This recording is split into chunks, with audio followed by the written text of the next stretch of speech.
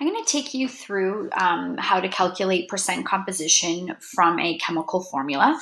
There are two ways to go about it. One is when you are given the formula and no other mass data. And the other one is if you were to perform an experiment and you can solve for it that way. The first way is when you are just given the chemical formula of a compound, you need to determine the percent composition of an element. So let's say in this case, I want to know what percentage of copper is in copper 2 bromide. You take the molar mass of that element and you divide it by the molar mass of the entire compound. So what you would need to do is you would need to go to the periodic table and you look up the molar mass of copper, which is 63.546.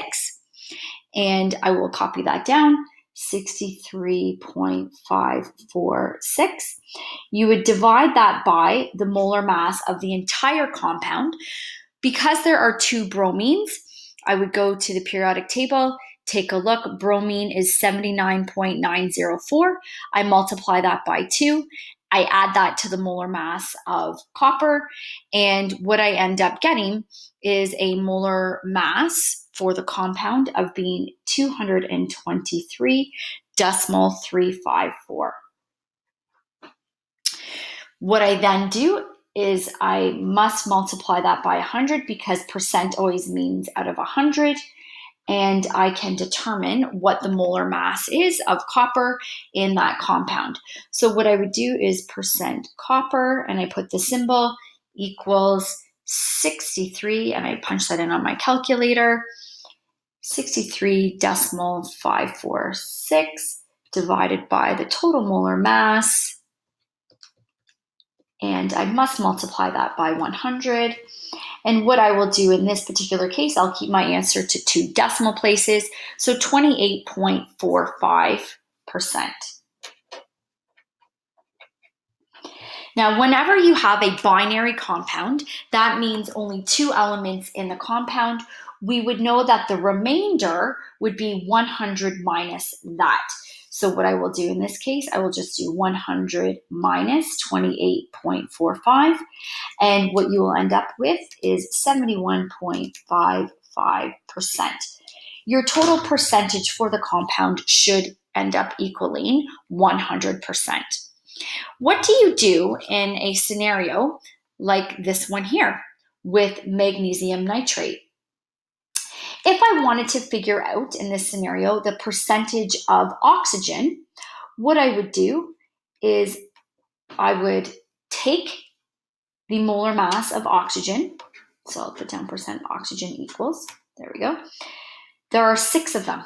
So you must do 6 times the molar mass of oxygen, which is 16 or 15.998.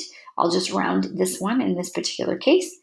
And I must divide it by the molar mass of the entire compound.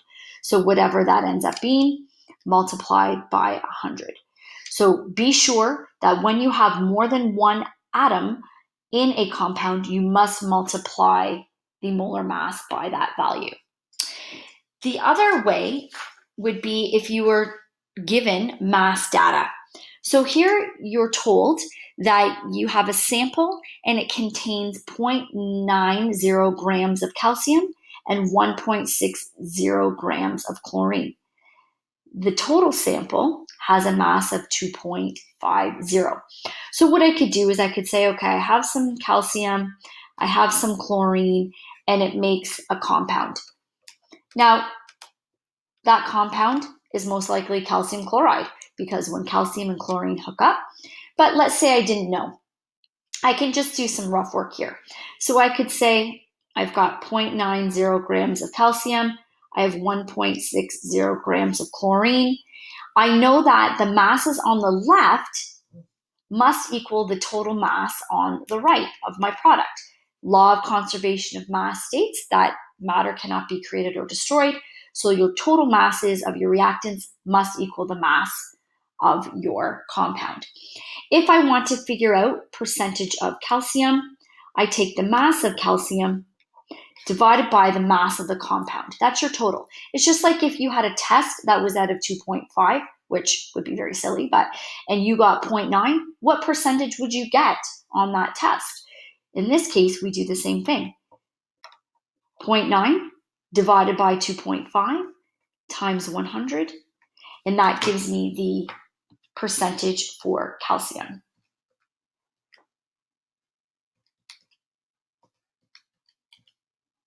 And I get 36%.